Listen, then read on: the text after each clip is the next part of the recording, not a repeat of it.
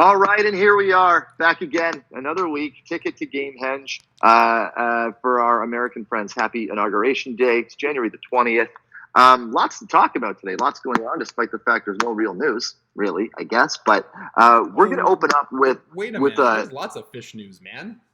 Well, I guess, but nothing in terms of music and you know that kind of thing. We might be in a new era, man. We might be done the 3.0 era. That's massive news.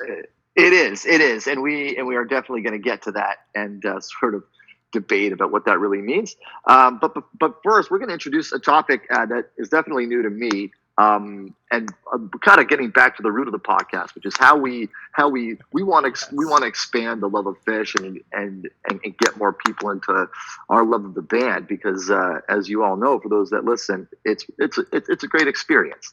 So in addition to all the great things we talk about what's going on with the band and all the musicianship, we want to get kind of back to the root of the science of some of the things that go on that we can use, right, to help us get more people into Phish. So we're going to talk a little bit about strip lining, but I think more specifically negative strip lining.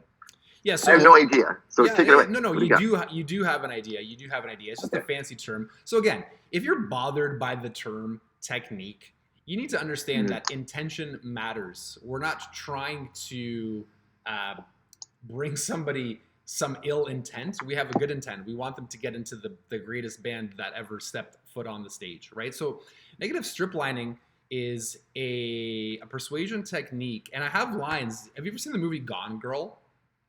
Yeah, I have. Right? So she disappears. I'm trying not to spoil the plot here, but Ben Affleck's the main character. His wife is she disappears, and now he becomes, everyone thinks that he killed her.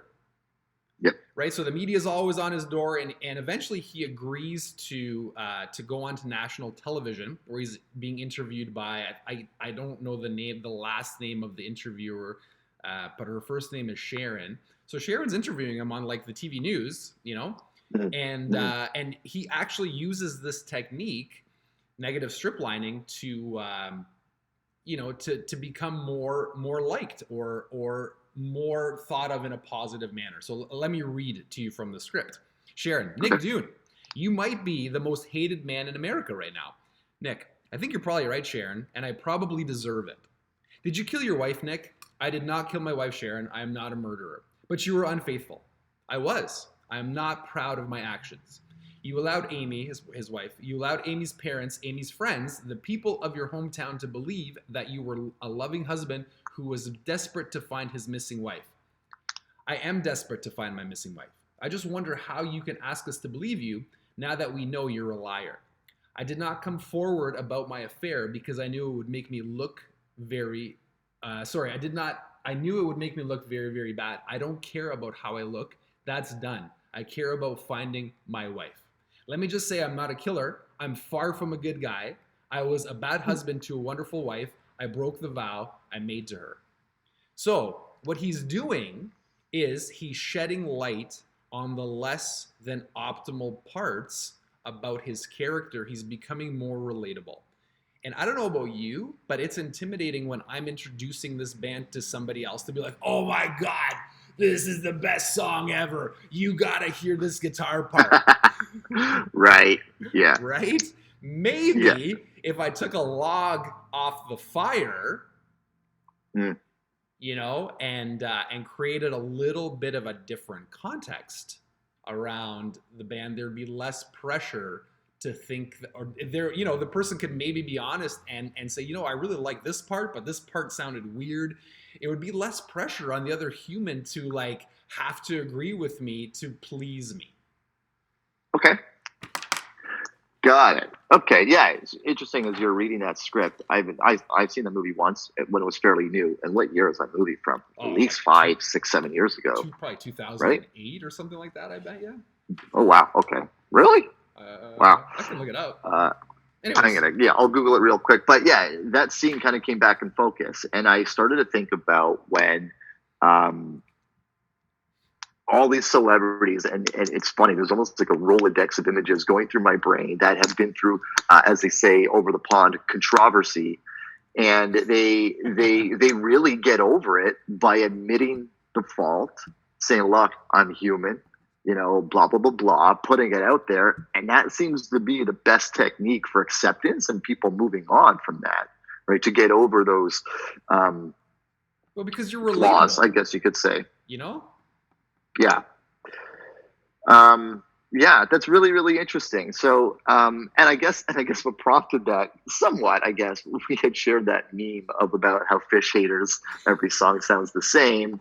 And then it says Phish songs, and there's a meme of 4 completely different types of people.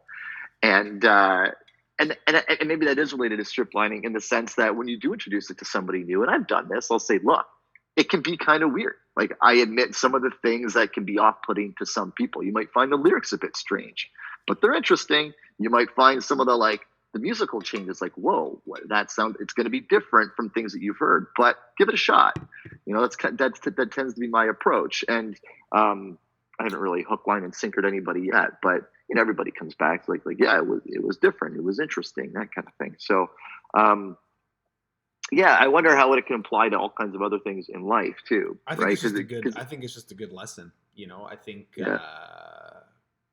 I think of even something like parenting, man. I think there's something to be said about, Ari, I'm so sorry, man. I overreacted. You didn't deserve me to yell at you like that. I'm just tired.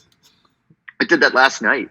Last night at bath time, we had Phish playing. Yep. And Grace was just sort of he's being a 4-year-old, right? He's being like a bit of a nuisance. I got a little bit frustrated in the moment, and she looked at me, and I had to go, yeah, I need to dial it down. Sorry, but I had to be honest, right? And I'm not perfect. I'm always going to tell them that.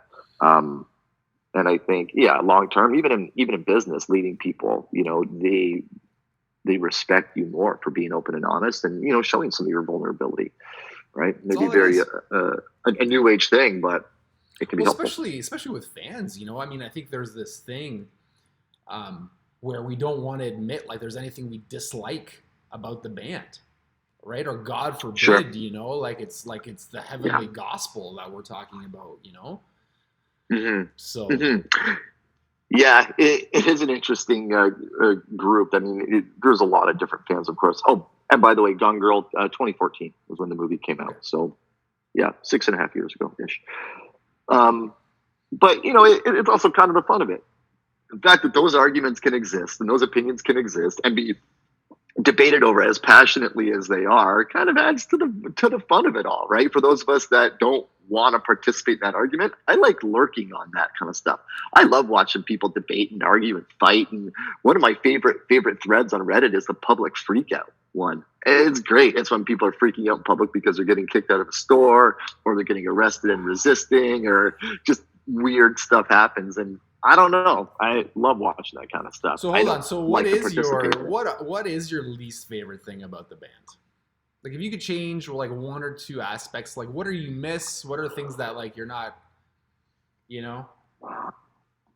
That's hard because I don't know if there's really anything that I really, really dislike. Like to the point where I'm like, I wish they wouldn't do that. I've really come around on a lot of things the more that I've listened to them. I'm going to have to sit on that and get back to you. Respect. It might actually be what we're kind of talking about, that they aren't more widely accepted, which isn't the aim or the goal, but that's one thing that kind of like why don't more people know of these guys? Why aren't more people recognizing what they've done? And maybe that's going to come in time. I don't know, but that might be it. I just don't get. And we talked about this, I think, when we first started talking about doing this podcast, is that it was one of my things. Like, I don't know, because I find the rest of it, as I've come to listen to it more, I've changed my opinion on some of like the barbershop quartet stuff. At first, I was kind of like, it's a bit self-serving, but I've come to recognize the fact that it's not easy to pull off. They clearly put a ton of time and effort into doing it, and they kind of coming back to that meme, they can do something completely different. I used to not really like some of the more bluesy based songs like Funky Bitch or Kill Devil Falls. Alaska. I love those songs now, right? Kill Devil Falls was in my top 3 bathroom break songs that I post where I got all the hate. And it's funny because we were kind of talking about lyrics not that long ago. What's really come back around to make me love that song is being able to sing along to the lyrics, and I really enjoy it more because of it. So, as I've listened more, I've come to embrace more of those things, or at least understand that, hey, fuck it, like they're doing it because they love it, and I love that they're doing it because they love it. I think you've helped me with that, to be honest. So yeah, but I'll try to think of something. I'll try to think of something, but right now I got nothing. I'm sure I will, right? Something will come up, and I'll go, It's hard, right? Because it's not like it's genuine. It's not like it's like genuine, like, I hate this. It's more like right. I wish. It's the type of thing, and if there were a song, and maybe this is a bad example, but I remember when I used to listen to a lot of Dave Matthews, right? A lot. And if I were listening to a live show, if they were to play Crash Into Me, I would skip the song. Right? I was just like, because I have everything else that's available to me. It was probably their most popular song ever to most people, and I would skip it. But if I were to hear it randomly on the radio, back when people listened to traditional radio, I would crank it up because it was a surprise amongst a bunch of other songs. You know what I mean? So, it sort of might be, in my view, the worst thing about them, but then the best thing amongst the comparison. Context. Makes sense? I don't know. Makes sense. So anyway, negative strip lining. I'm gonna try to focus on that and see who can implore that. That's just the technique for life, man. Like you can implore that with anything. Yeah. So what's the difference between strip lining and negative strip lining? No idea. It's just the name of the technique. I don't name this stuff. I just regurgitate it. Yeah, I regurgitate it and attempt to apply it in an effort to help me bring people to something that would make them happy and be beneficial to them. Okay. So in terms of, I guess, like a marketing technique or sales technique, is there anything that Phish as a band has done that would be considered negative strip lining, where they kind of put it out like, we know this about ourselves, so what? I think in principle, yes. I think they've always been very relatable, right? Like, let's be clear. These are rock stars, right? So even something like you mentioned, like on, when they were playing chess against the audience, Paige was like, oh, hey, cool, 2,000 people. And Trey was like, 20,000 people. Yeah. Right? But right? But even like the way that even the way that they dress, even the way that they interact with people, right? It feels like it's your uncle, man. I'm really glad that you just said, and I don't know if you picked up on it. So when you just said, and I can't believe I'm going to talk about this, but I'm going to because, hey, whatever. Sure. And that's sort of in the spirit of the band. Put it out there, right? It's funny that you say that in how they dress. So I don't know if you can see, but I'm wearing the Trey plain black Henley. No, I can't see. I can't see anything. Yeah, because the webcam's not great, right? And I'm in jeans. So normally when you and I do this, I'm in like the sweats that I wear around the house. I'm playing with the girls. I have a dog that sheds, so I don't tend to wear. Anyway. But today I was like, I'm gonna get up in my Trey getup. The difference is, and if you do some research into what Trey wears, and I can't believe I even know this, it's just ridiculous. I love it. This is the $20 Gap version of the Henley. Okay. What Trey wears is apparently like an $800 Tom Ford Henley. The exact same thing. I don't know if you remember this, but in the Beacon Jams, and I forget which week, I want to say it was week 3, might have been 2, but I think it was week 3, when he had that white and black striped sweater on. Right? People did some Googling. It was a very different kind of thing for him to wear. Was that when someone asked him for the sweater? Yes. And people did some Googling. It was like a $1,200 sweater or something crazy. So, I mean, there is that element to it, but you'd have to really know your stuff to find that out. But, they do really come across as down to earth, like he very approachable. Like when you met Trey, it wasn't, he wasn't an untouchable guy. He was just blending in with the rest of the people. It's interesting. Do you remember, like, here's just a funny example of that. Do you remember the show Columbo? Mm-hmm. So Columbo was like this. Oh, wow. One more thing. Right? Interesting that interesting that you brought that up. So Columbo's technique was eventually like pretty much like becoming relatable, right? He drove what did he drive? The Peugeot. It was run down. He was always kind of dirty. He was bumbling around a little bit, and the technique was to get people to open up to him. Yep. And then it was always, oh, I got one more thing. He'd always forget, and he'd always come back, and he'd ask to be invited in, right? So he was relatable. People liked him. He was open. He made them feel, like he was okay bringing attention to his flaws. Right. But not apologizing for his strengths. Right? Like the boys don't apologize that they're great musicians. Like they go out there and they give her, and they're grateful to do it. Right. But the other stuff is it's really relatable until you dig a little bit deeper and you're like, oh shit. Well, I mean, I can buy a $1,200 sweater if I want to, but I would rather, I don't know, go on vacation, Yeah. Yeah, for sure.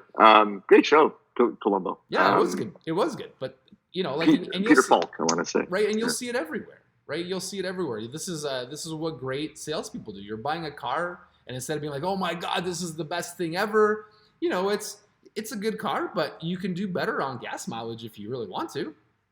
And you're like, oh, okay. Right. Yeah. And then it creates a connection like, oh, this person is being honest. They have my best interest at heart. Right. I can, it sort of inches closer to the relatability factor too. Right. Man. Interesting stuff. Yeah, it's a good topic. I mean, it really does apply to everything, to a lot of things. Okay. We'll definitely keep on that one. Maybe see if we can find some more examples as the weeks go by. So I guess we look at the news. The news of the day is, I don't know, maybe about a week ago or so, Trey posted on Instagram that he got his 10th Languedoc custom guitar. And great description of the features of the guitar, which we can get into, with myself being an amateur woodworker and, looking at the craftsmanship and knowing full well what goes into making those things, the way that he makes them. Pretty incredible. No wonder there's such a long waiting list to get one of his guitars. Just reading through Trey's description of not only the functionality of the guitar, the changes that were made with it, the materials that were used, the type of wood, wood banding instead of plastic banding, plastic on the entire guitar, but then also kind of hinting at the relationship that he's had with Paul since the very, very early days. And he ended it with, and I should actually read it, but it set off, a bit of a fury of activity amongst the fans. It's so funny, man. He's not a moron. He knows exactly. Yes. I was thinking that, and I knew that you were going to say that very, very much on purpose. So he talks about the guitar, what this new one means to him and the relationship. And then the very last line is, in quote, the 4.0 quote, guitar. Thank you, Paul. And then, people started commenting on, well, no, it's not Phish 4.0. It's his fourth Koa model that he got from Languedoc, which is the type of wood that's in the guitar. But I think, what's your take on the 4.0 thing? And maybe we can talk about the guitar and some of the background there. What do you think about it? I think it's both. Both. I think we are completely out to lunch if we think that they're going to take the stage now and not sound different than how they sounded over the past years. Okay, but here would be my question. What is it's whatever they want it to be, right? Let's be honest. But what would actually be the criteria to distinguish the differences between 1, 2, and 3? Wouldn't it be that in between each one, there was an official break that was announced? Right? That, and especially in 2004, there wasn't a plan to get back together at all. Right? And there kind of was in 2000. That was very much into that. And it wasn't a huge surprise, although maybe sooner than expected when they came back in 2002. But so there's no official announcement there. They've openly said they can't wait to get back and play together again. And, they haven't announced a breakup, so to speak. The gap in between the last show and now is not even a year yet. Right. Versus obviously there's a big gap in between 2 and 3. You're talking 5 years nearly, I guess closer to 4, 4.5. And then 2 years, 2 months in between 1 and 2.0. We're not even at a year yet, and there hasn't been anything official announced. But my take on it, if you want it, what Trey says goes. If that's what he says, it's what it is. He's the captain of the ship. Of course, but you know, but that's boring. But that's boring. So sure, you know, to be devil's advocate, not everybody wanted the hiatus, right? Mike says no. Yeah. Right. So For to sure. say they didn't, there was no plans. There was no plans by some of them, but the other ones there was plans. They wanted to get back together. Phish 3.5. How about that? Yeah, don't you go 3.1? But yeah, 3.1. We'll see. I mean, obviously, the community will ultimately decide, and the majority will rule, and we'll see how that evolves over time. And you know what? I think the longer the break goes on, the more likely it will be that, because I think time will tell. It's just obviously fun to fun to talk about this stuff, because what the hell else are we going to talk about? Yeah, for sure. So it just happened to be coincidental. Shortly after reading that post and kind of looking at the guitar, and again, coming back to, and I'll get into what I want to talk about there, the craftsmanship in that guitar is just, in all of his guitars. It's I don't know if you've ever spent time working with wood, or how. So I do have. Okay, well, now the tables are turned. What about it? Like, when you read those descriptions, what about it makes it like great craftsmanship? Okay. Quite a few things. You can tell, number one. So the basic way that you make a guitar, we're talking like body, right? You've got one piece of wood, ideally. This is a solid body guitar. Yep. You cut out the actual shape. Yep. You start to route the edges, smooth it down. There would be a lot of hand sanding, not a lot of orbital sanding or holding onto a sander, because you can't control it as well. Okay. So you're talking a ton of shaping and sanding. That's just on a solid body guitar, okay, right? And that's where you're going grit progression. So you start out with a really rough grit, like an 80 or 100 grit. You completely sand it down so it's consistent. You go up a grit to 120, 140, and you keep going down finer and finer and finer until you get that smooth finish. Yep. In essence, you also then have to cut out all of your spots for your pickups, right? So you carve that out using a router. It's got to be precise. It's got to fit in nice and snug. You can't have any rattling. So in basic sense, there's no margin for error if you want to have a good sounding guitar. It's got to feel solid and complete, right? Yeah. His guitars are hollow bodied, but they're not hollow bodied like a traditional hollow body guitar. A traditional hollow body guitar has got a block of wood that runs right through the middle. So yes, it's hollow on either side, and yes, they call those wings. His are made like a violin. They're truly hollow. And then he also has those, I think they're called F-holes. Right? So it can sound like an acoustic. Right. Right. And in fact, he talks about his first Languedoc guitar that he got in, I think, 87, 88. He learned to record with a mic on the acoustic part, put the amp in the other room, and mic that at the same time. So when they would play, you could pick up almost two sounds playing at the same time, a bit of the acoustic feel and then the electric feel in the other room. So it makes them more delicate, right? And they kind of talked about a little bit about how Trey just doesn't break strings. The way that he plays the guitar is just so precise, and he had to really learn how to play this type of guitar because it's totally different. But anyway, so to be able to laminate the wood in a way that it's going to be stable and have that hollow body with the precision of where the pickups go and the knobs, and in these newer versions, he's doing wood banding around the edge instead of plastic. Okay. So to be able to bend and shape wood takes a lot of time. You have to use a lot of heat and pressure. There's just no margin for error. The amount of detail and time that would take, and you can see the obsession to the detail in every piece when you start to look at those pictures and look at how everything is shaped. Even that, I forget what it's called, the bottom of the guitar, there's a black piece of ebony wood where the strings meet at the bottom. Just even looking at how that's shaped, you can see like that piece alone would have taken like hours. So that's called the bridge. The bridge, okay. And then that's not even talking about the neck and the inlays in the neck and molding that into the top of the guitar body itself. It's just, nothing but admiration for his ability to. How many hours do you think it would take him to build something like that?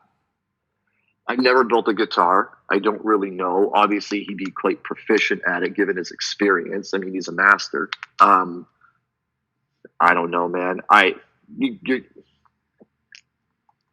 gotta believe it's north of 200-300 hours. Wow.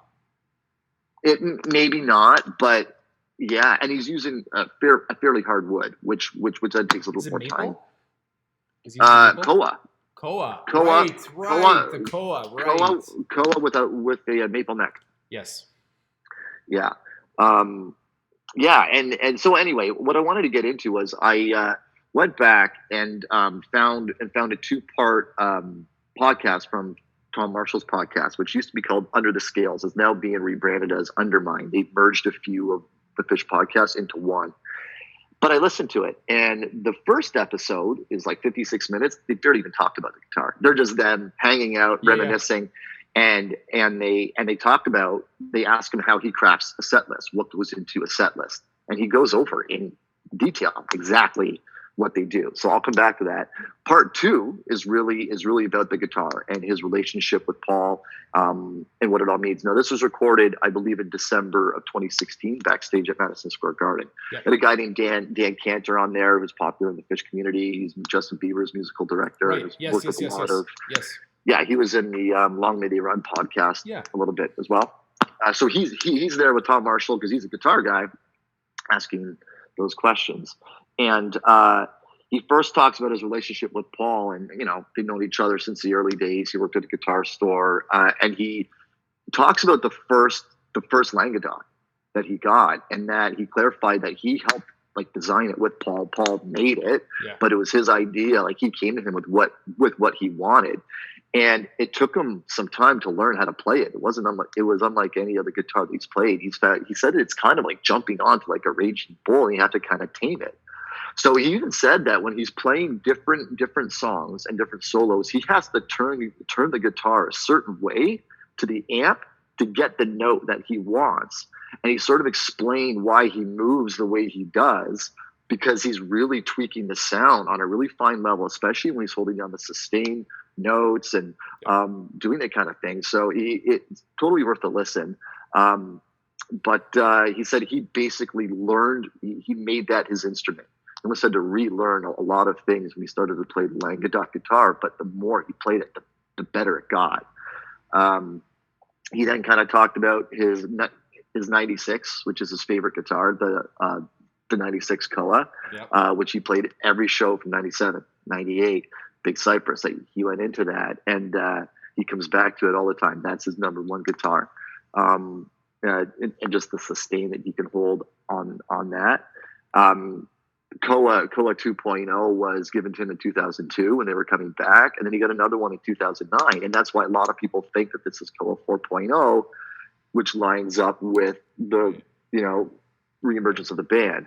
And then he goes into a lot of detail about why he loves Paul the way that he loves him, how he channels that relationship into the guitar when he's playing it. He's thinking about that when he's playing it. He's reliving the memories of living together. So cool. When Phish was exploding, he was living, like, it was him and his wife, Trey and his wife Sue, and Paul living together, and Trey would be off on the road, but Paul would stay home and take care of the house and do whatever was going on. They have a really deep relationship, and apparently he's a really quiet, serious guy that's tough to get to know, right? So Trey's one of the few that's actually really, really close with him. So that was really, really neat. And then, just talking about the guitar and, that why it can do everything that it can do. He plays one guitar a show. You go to see any other band with a guitarist on that level, or even whatever, they're changing guitars all the time. So the fact that he can do everything he can with that one guitar is not a coincidence. It was very much implemented into the design and what he wanted to be able to do. And he said specifically, it changed his songwriting. Because the sustain on that guitar was so good, it totally changed songs like Squirming Coil, and he wrote it based on that guitar's ability. So when you think about how important, and then Languedoc was the first crew member, he was the original sound guy. Right. How important he is to the Phish story and the relationship was, and you can really hear how genuine and appreciative Trey was talking about it now. It's 4 years ago. So excited to hear the guitar, the new one. I mean, I think it's going to be pretty awesome.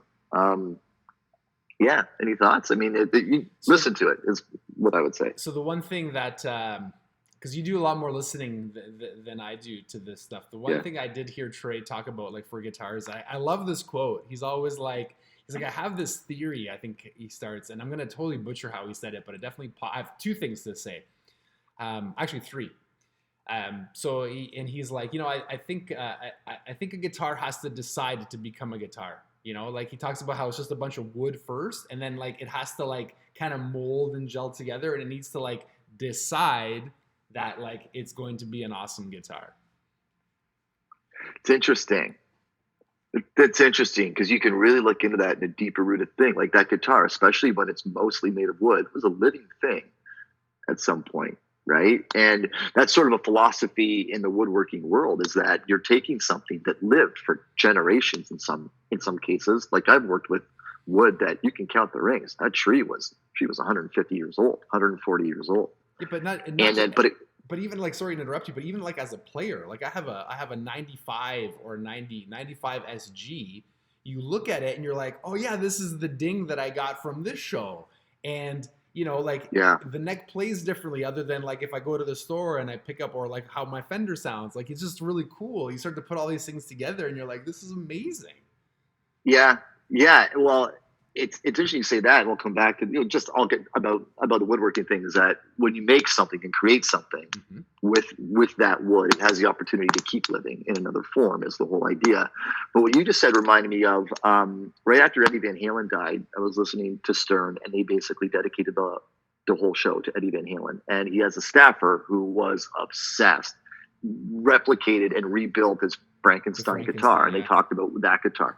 And specifically, he said when he redesigned it, he even redesigned it to mimic, to have the cigarette burns on the neck, because Eddie would tuck his cigarettes up into the top, right? And there's these signature burns from signature songs and shows that all these fanboys know about. So when they build their own version, they put that kind of shit in there. They put the scratches from whatever, like they know that kind of detail about somebody else's guitar. I know, so it's cool that when you think about your own and it tells that story, yeah, it's pretty unique. And I guess certain car lovers would have the same thing with cars. There's a cool story with Steve Vai talking about the first time he heard Eddie Van Halen. Like he heard "Running with the Devil" was the first song that he heard. It's pretty neat. It's pretty neat what he says. You should look it up. Oh, really? Yeah, it's pretty cool. Okay. Yeah, because he's like, I was a kid. I was 17. I thought I knew everything. And who's this guy? Everyone's telling me I need to listen to this. He was like, I'm just blown away. Like, it's really neat what he says. Yeah. So the only other. Sorry, I still have two more. I still have two more things. Okay. Number two is if I ever buy a kit guitar, could you put it together for me? Potentially. Okay. I'd have to get more detail and examine it. I'd be up for it. I'd be up for the challenge. Okay, and number three, this is a big question. Let's design and build a guitar. Whoa. Oh boy. Think about it. Wow. I'm interested. I would rather hear about it. Dude, here's where I'm at, man. I don't. I know where to get the wood. Like that's easy. The parts and materials. I'd have to do some research. I never built a guitar, and if I'm the kind of guy, I think you know this. If I'm going to do it, I'm going to do it right. Yeah. I wouldn't. Hey, let me give it a crack. Like that's just not me. No. I would have to study and research and practice on some other materials and figure it out. But I'd be up for it. Couple things. Number one, let me tell you my motivation because I think it's important. Good. I respect. I mean, people love the guitar, the cigarette burns on Eddie Van Halen's guitar. No offense to Eddie or anybody else, but I want to make my own memories. I would rather play an Adam Doane than a Gibson or a Fender any day, because I just think that's pretty cool. So think about it and then price it out, and then obviously I don't expect you to do it for free. We'll talk about something. Figure something out. Yeah. Okay. If you're interested, if you're not interested, then don't worry about it. No, I'm definitely interested, but I need to do some research and kind of figure out. I mean, look, I think, and this is one of the things that I love about Steve Jobs, is he's got this little quote that he had an epiphany in his early years when he realized that everything else around him was made by another person. Why can't I? You got it. Right? And I was like, when I read that, I was like, holy shit. And I've approached so many things like that. because I used to have a lot of apprehension when taking on something really, really new or something completely different. And that's sort of what I come back to whenever I'm approached with one of those things now. Like, hold on a second. Anybody else, like thousands of people have done this before me. What's so different? I probably have more access to information than they did. You know, I've got resources. So yeah, let's figure it out. Well, it's what I'm saying. Like Paul Languedoc selling his guitars. It sounds like a bargain. So let's just be clear. He sells his guitars for around $10,000, $12,000 now. Sure. Dollars. That sounds like a bargain. That sounds like a bargain to me, right? Like for the amount of work and craftsmanship that goes in, you're talking 200 to 300 hours. Yeah, when I compare what, and people often look at the amount of materials used as a way to value what something's worth in the woodworking world, right? Like the bigger the table, the more the money, that kind of thing. But it really should be evaluated on the quality of the craftsmanship and how much time and effort is put into it by the person that made it. And I would not argue, I know making a guitar like that takes way more time and effort than making a table that's worth $20,000. Well, you need more people. You need more people to make that other one because it's so big in terms of handling it and moving it. But, totally different type of skill. But also, like, let's not pretend like Paul Languedoc guitars would be as valuable if Trey Anastasio wasn't the one, You might be right about that. Well, I mean, look at. So, look at the Kardashians. So Khloe Kardashian launches this $1 billion makeup company, but she's also got the other ones that are doing like the marketing and the face for it, right? So you need both. Mm-hmm. Anyways, something to think about, man. Yeah, no, I'm definitely interested. It's funny. Because when I go to gigs, I'd rather people be like, "Dude, what guitar is that?" Oh, talk to my buddy. Yeah. Do you already have an idea in your mind of what you'd want? Like, have you ever already given that any thought, or would you want to kind of sit down with a blank canvas and kind of go? Because I'd have to do it. So one of the things that I learned when listening to that podcast was just in basics how much different the sound will be based on the type of wood. Obviously, there's different densities of woods, how much they resonate, and there's a reason curly maple is used so often. There's a reason that spruce and those other materials are used where they are. So I have to get more familiar with that, but all that stuff is accessible. But then, where you put the pickups, what types of pickups you use, the knobs, all that stuff plays into it. So, yeah, I wanted to ask you too, when we were going to talk about, is there anyone even listening anymore? We probably lost some of my guitars. I doubt it. I don't know. I find it fascinating. I don't know. We'll see. But I wanted to ask you if I were to are you able to spot the differences in the tones of Trey's different guitars? Like, could you say if I played you a song randomly, oh, this is I wonder. I'm sure there's fans out there that can, but no, I can't. No. But to be fair, I've never thought, to listen like that. Same here. And I just was thinking that the other day when I was listening to that. You would be able to tell in the very early days he used an Ibanez. And that was very, very different from everything else. Very early, like 86, 87. There's like the white tape, that sort of stuff is a very different sound because he didn't have a Languedoc yet. Well, he yet. used the Strat. He used the Strat during Casvot too. Is that what he used? Yeah. It was, right. Yeah, it was. Yeah, I guess Languedoc couldn't make it in time. I mean, they pulled that together in a couple months, so that might give you an idea. And I don't even know if that would have been on the table. He wanted to sound like a different guitar player, right? Yeah, that's true. So, I mean, but it's crazy. So here's, I think it's valuable just to go back and listen to that live performance because even with another guitar, it still sounded like Trey. Yes. Oh, yes, and you just reminded me. I wanted to come back to Eddie Van Halen real quick. Yeah. So the story that was told about Eddie Van Halen was he was opening for Ted Nugent, right? And they're at sound check, and Eddie's doing his thing and making the sounds he made. And they were very early on. Van Halen was breaking, and Ted Nugent's watching. He's watching them. He goes up to him after. He goes, "All right, kid, where's your magic box?" And he's like, "What?" He goes, "Where's your magic box? Like, basically, what are the effects? What tricks are you using to get that sound?" And then he's like, "What are you talking about?" He's like, "Where's your magic box?" He gives Ted the guitar. He can't make the sounds. He takes Ted's guitar and plugs it in, and it's Eddie Van Halen. I love it. Right? He's like, "Fuck, okay." Walks away. Like, what do you do? It's yeah. So he was great. That's one of the things, right? Like, that's one of the like Steve Vai talks about in the interview, like to him, there's only really two guitar players where you're just like completely blown away. Like they were so different. They were aliens. One is Jimi Hendrix and the other one is Eddie Van Halen. Mm-hmm. Mm-hmm.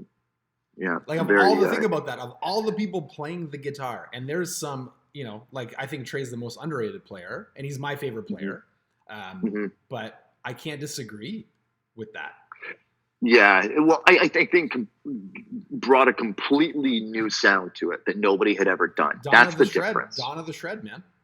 Yeah, and also, evidently, the way that he would write solos, he would write them in sections and parts, and take little parts and clips, and then stitch them together, and then learn how to play it like that.